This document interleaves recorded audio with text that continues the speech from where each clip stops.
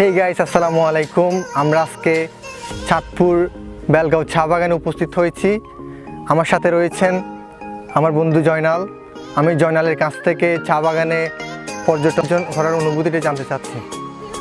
Hello guys, আসসালামু আলাইকুম। আসলে অনেক দিন পরে চা বাগানে আসা হলো ফ্রেন্ডদেরকে নিয়ে।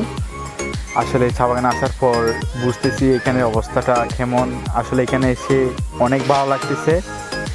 সো আপনারাও আসলে আপনাদের ফিলিংসটা বুঝতে পারবেন।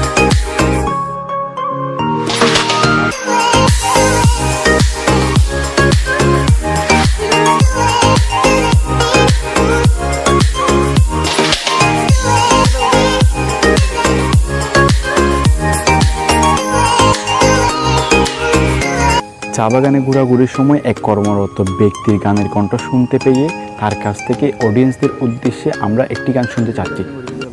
মন বাগানে ফুটেছে ফুল, বন্ধুরে তুই চিনলে না, ভুল মানুষের হইলি আপন, আমায় আপন মানলি না।